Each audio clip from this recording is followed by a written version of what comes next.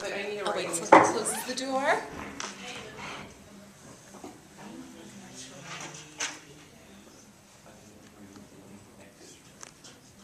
Okay. Okay. Are we ready to get started? Yes, you're ready. Okay, so for those of you who don't know me and who haven't previously met me, my name is Tiffany Condi, and I am the candidate for the RD position, as you all know.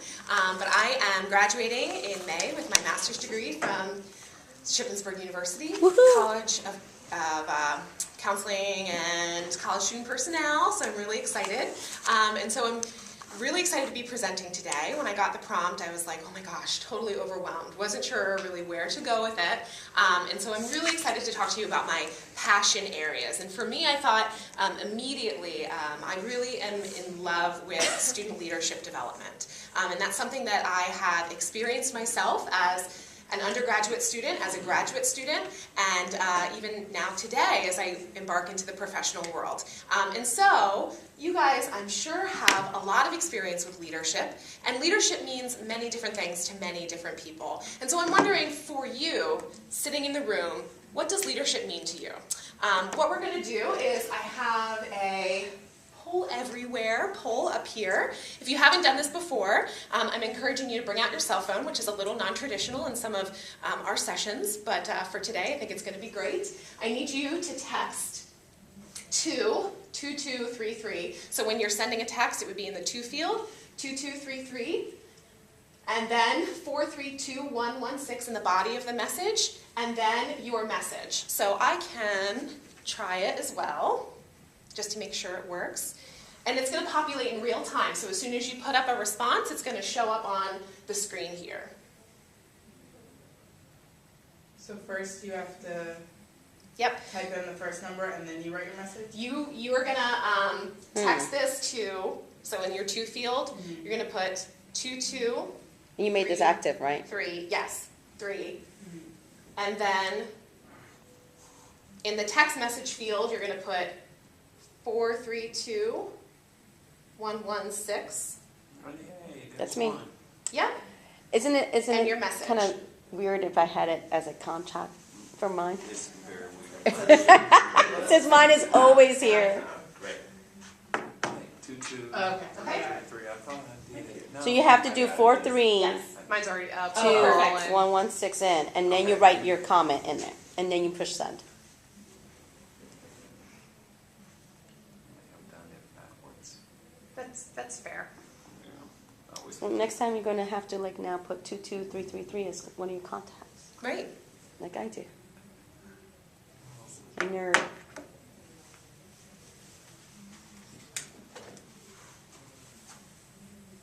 Okay. Okay, mine should be up there soon. Awesome. Thank God. So, for what does leadership mean to you? We have a couple responses up there. We have leaders need to have followers, advocacy, inspiring others. It's all around us. Leadership is having a vision that is shared with followers. So I want to thank you for, giving me your voice here. I'm really always interested to know what that means for you. When I looked up, the definition of leadership, I thought one really stood out to me, is that it has 300 definitions and almost 40 models. So it's different for every person. So I'm going to tell you my take on leadership today, what I've experienced as a student leader and then also as a professional in training. All right, so my presentation is very much about developing leaders. And this really sprung out of some graduate coursework that I was doing. I was reading a really great book about humanitarian leadership. So if you don't know much about me, I am from, my background is, my undergrad is in St. Joseph's University, which is a private Catholic Jesuit institution, and so we're very much committed to social justice. And for me, I have always had such a passion for social justice and equity issues and also access. And so humanitarian leadership is something that I hold very close to my heart, and servant leadership, more than that, is something that I really appreciate and something that I try to carry forward with me when I'm working with students. So this is really about how I demonstrate leadership myself to be able to develop leadership in others and to challenge them to buy into student leadership process. And so for me, what I've found throughout my time is that leadership is very much about choices. It's about the choices that you make. And it's about having a couple of different choices in the way that you see the world. And for me, the first one is making a connection.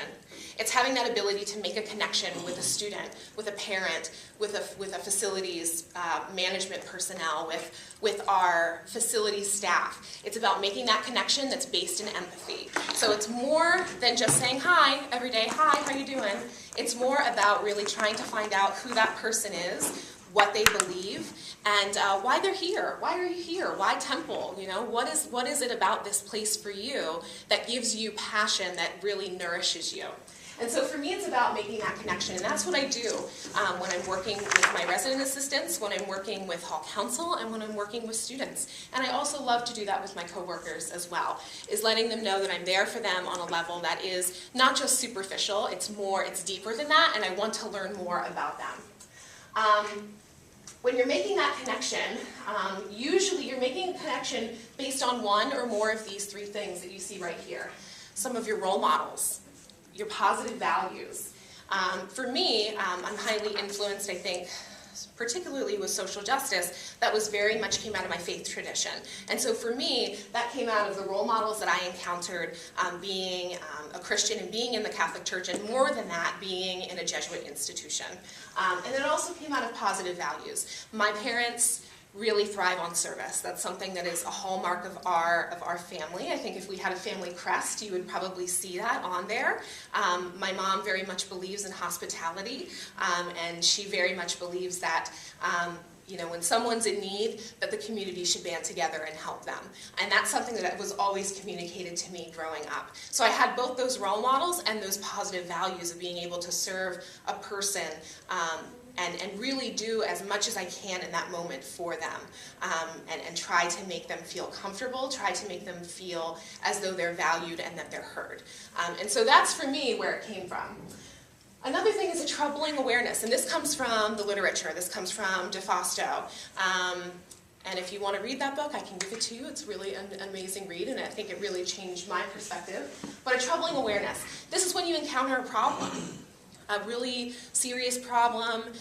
For me, I think a troubling awareness happened when I was an undergrad at St. Joseph's University. I'm a first-generation college student, and I also identify as biracial.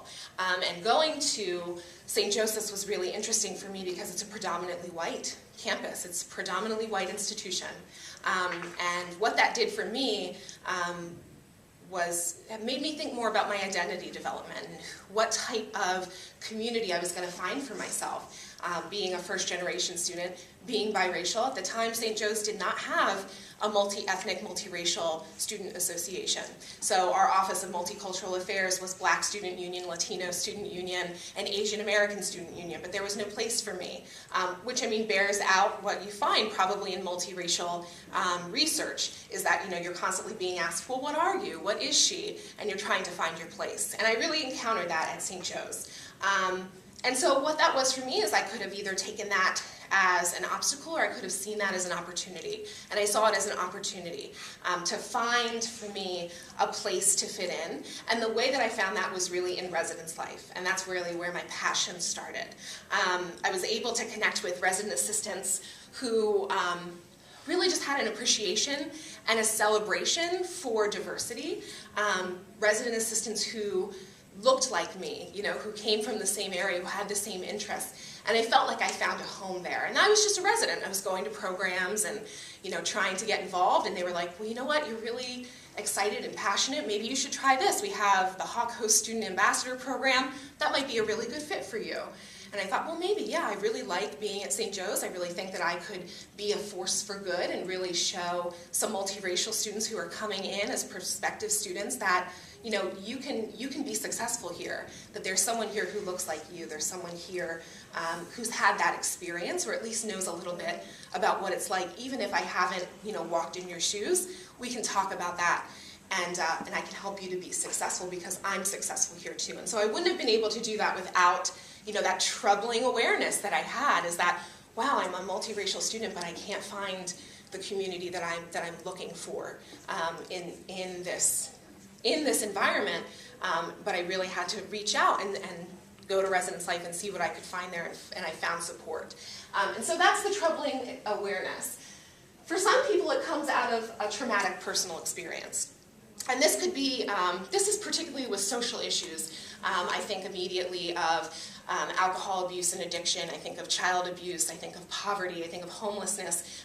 Sometimes it comes out of that. Thankfully, I haven't had a traumatic personal experience, but for some people, that commitment to making a difference really comes out of that, and it spurs their passion.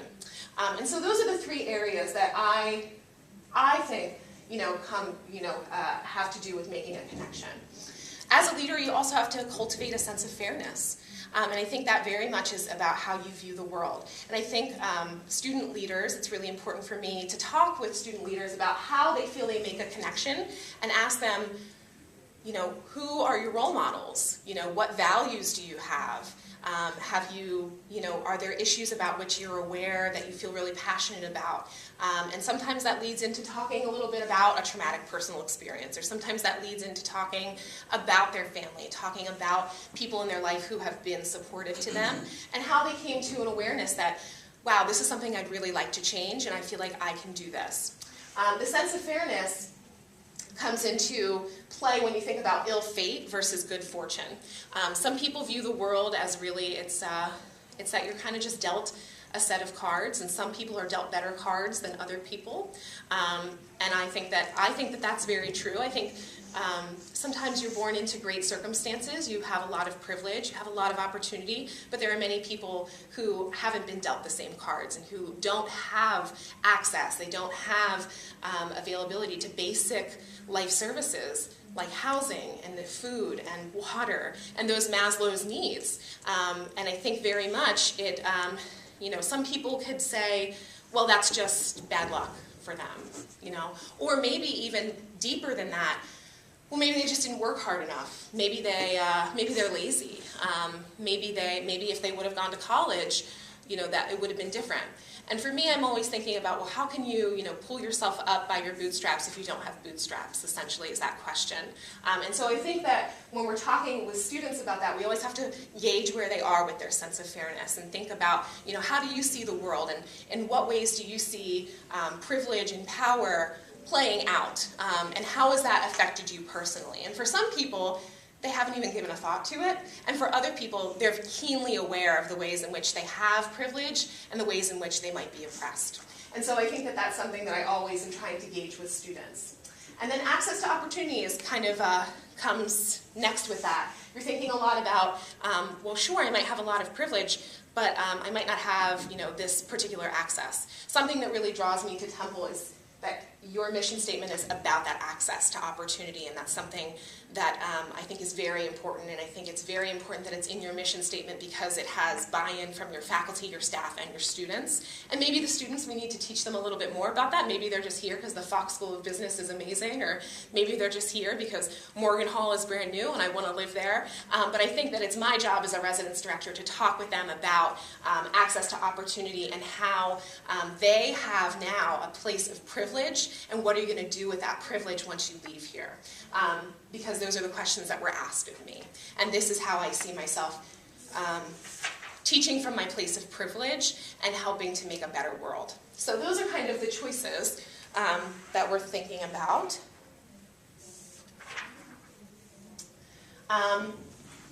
Before I start this slide, I want to tell you a little story. I want to tell you a little story about Ryan Reljak. Ryan Reljak was 6 years old, and when he was 6 years old, he was in first grade. And he was in class, in his first grade class, and his first grade teacher was talking a lot about community service. What are we going to do for community service? We have a community service project that we need to accomplish. And the theme for this particular classroom was developing countries, was helping developing countries. And for Ryan's class, their goal was to donate to a developing country. She was talking about, well, if you guys donate, if we are able to donate $2, we can get 2 boxes of pencils that we can send to students who are in Africa. If you guys donate $4, we can get t-shirts sent to students who are in Africa. If you guys donate $10, we can get books sent to children in Africa. And she went all the way up until she reached $70. And she said, and if you are able to donate or raise $70, we can get a well at a school in Africa. And Ryan thought that was really interesting. He was like, well, books, okay, yeah, pencils, yeah, shirts, I get that. Some people don't have access to that. But a well, I don't really understand. And so he raised his hand and he said, Miss, I don't understand what you mean by a well. Doesn't everyone have water? Doesn't everyone have running water? And his teacher said, well, no, Ryan, in Uganda, in this particular area of Africa, it's really difficult for them to have access to clean water. And that they might be drinking dirty water. And there are a lot of pathogens and diseases that are transmitted through that water, and they get really sick. And that really affected Ryan. He said, well, how far do they have to go to get water? That's like a basic need, right? And she said, well, some students have to walk 10 kilometers to get water. And at that time he hadn't done the metric system. They were just learning that, and he was like, well, 10 kilometers, I don't know how much that is. Can you explain that to me? And she said, well, that's about 10,000 steps to get to water every day, to get a drink of water. And this really affected Ryan, and he was sitting in his chair, and the buzzer went off, and he walked into the hallway, and he noticed the water fountain, and he started counting his steps. And he counted his steps from the classroom to the water fountain, and he ended up counting 10 steps. And so for him, he was really impacted and had this troubling awareness that, wow, it takes me 10 steps to get clean water, but it takes students in Africa 10,000 steps to get clean water. And so Ryan stood up in front of his class the next day and he said, this really affected me, and I really want to raise money so that we can get students a well at their school in Africa that their families can use. This can be like a gathering point for them, and they can have clean water. So, over the course of the semester, and he was only 6 years old at this point, he decided to make a commitment to changing, and he decided to educate himself, and then he decided that he was going to go door to door in his neighborhood and educate his community about this when he was 6 years old, and he was able to raise over $2,000. So he was able to get a lot of wells in Africa, and he's still doing that right now, and he's about, I want to say he's 18 now. And so this is something that he's been doing for quite some time. And it all grew out of just a classroom setting and having a conversation with his teacher and really having that commitment to making a difference and saying that, yes, I think we can do this. And instead of focusing on the larger problem of not having clean water in Africa, he was able to focus on just the person. So that's the next thing that I want to talk about. The Lorax and leadership. Who's familiar with the Lorax? The Lorax, yes. Is anyone familiar with kind of the famous quote that comes out of the Lorax? Yeah. I don't know. I have it on my phone somewhere, but yeah. I don't. It's like,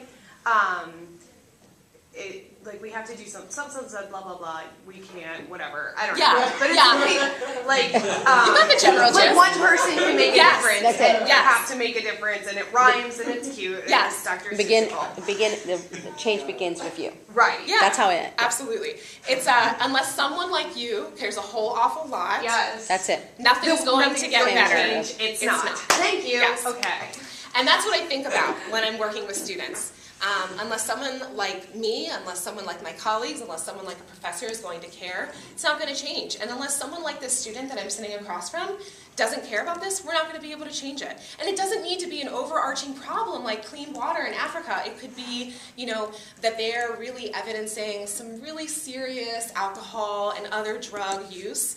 And maybe, we need to talk a little bit more about that. And unless you care about that, we're not going to be able to make a change on that. And so how can we move forward? How can we have a conversation about that? And so that's why I think the Lorax is perfect for leadership, and particularly servant leadership. And so we've talked about making a commitment. Well, part of making a commitment is believing that we can matter. Ryan would not have been able to make a commitment unless he thought that he could matter. This 6-year-old decided, I matter, I can make a difference here. And I can make a difference here in my local community, and I can do this. And I can do this with your help. Ryan knew what he had to offer. He had energy, and he was really excited, and he also had educated himself about clean water in Africa. And he also knew that his neighbors. He had a good relationship with his neighbors. He had a good relationship with some of his parents' friends. He had a good relationship with his parents, and he could leverage all those things to start donating, to start fundraising. And so that's what he did. He went door to door. And he knew that he could change the future at some level. Even if he couldn't change everything in Africa, he could do it for one student, he could do it for one community, and he believed so strongly that he could make that change happen. And so for me, it's really important for me to focus on the person and not the overarching problem. Sure, maybe alcohol and other drug use is a huge overarching problem, but if you focus on that huge overarching problem, from my level at least, there's this thing called psychological numbing that happens, and you're thinking like, well, there's nothing I can ever do about that. I can't help with that. That's too big a problem. But if I focus on the one person, if I focus on those two people, if I focus on that suite that I know is partying every weekend, I can maybe make a difference with them, because I believe that I can change the future for them, but I need their help to do that. And I believe that I know what I have to offer. I have a bunch of resources at my disposal being here on a college campus. I have plenty of counselors who can help. I have a lot of education tools to use. And then I also have myself and a caring person being able to demonstrate care for a student and saying, I'm really worried about you. You want to come to my office and maybe talk about what's going on. And so those are the things that I do on a daily basis to be able to make that commitment and believe that I can matter with students. Great. And so we have a predisposition to respond. I think this ties in really well with the work that we do in student affairs and in residence education as well. It's an inclination to say yes rather than no. It's that optimism. When people ask you, hey, can you help me with this? Hey, I need a little help. Are you more inclined to say yes? Or are you more inclined to say no?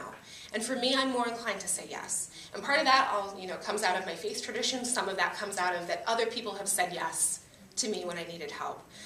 And that's mostly what I think it comes out of, is that I have been affected by the actions of others, and so now I'd like to, pay it forward and be able to say yes to someone else to be able to help them. And so it's really about it's not always about whether it's the glass is half empty or half full. It's more about your own action. I mean, are you really ready to say yes to things, or are you saying no all the time? And then it's also being able to get outside yourself. And being able to get outside your head, and this is something I think I struggle with because I feel that I intellectualize a lot of things. However, it's something that I'm always working on, is that I'm not so focused on everything that I'm doing that I need to do, that I'm also thinking about what's the larger vision here, what is the larger goal, and how am I a part of that, and how can I do this in this environment. And I try and do this with students. Some students at where they are in their development, they're inclined to say no rather than yes. It might be a dualistic little bit of a viewpoint, but it's just kind of working with them on it and talking with them and letting them tell me where they are with it instead of me trying to impose my beliefs onto them, letting me kind of think about how I can see it from their perspective and maybe how I can push them, if not into a little bit more of the white, but a little bit more of the gray over my time that I'm working with them. And then getting outside themselves. Some students are just very, very concerned about what is going on with them, like what is happening on their Twitter feed, what is happening on Instagram. They're so marinated in that. Helping them to see outside of that and maybe even use that to have more real connection with students in the real world sense, and to be an engaged member of our community. So that's kind of that. All right. And then the stepping stones. It's never easy, I think, to start off. And I think it's really hard if you're thinking of that larger problem. So if you're focusing on that person, you're going to take a bite-sized approach. So you're going to start thinking about the action orientation threshold. Some people are really oriented to helping others. That's something they really, really want to do. And some people are already doing it. Some people are really active. But some people are just trying to step over onto the threshold. And so for me, I'm always asking questions about, I see that you're really thinking about this. What do you imagine could be the possibilities if you wanted to take some action? Just kind of starting off with those little baby steps to kind of plant that idea into their head, and that I can change things. I can change the way I do my time management. I can change the way that I'm kind of interacting with my roommate. And I can change the world if I really want to, if that's something I really want to do. And talking about where they are with their action orientation and asking really good questions about it. And acting from a deep sense of connection. I think that's so important with students, and it's so important with my work. If I didn't have the passion, I didn't have the connection with other people, I wouldn't be able to help them as readily. And so always thinking about, am I acting from my values? Am I acting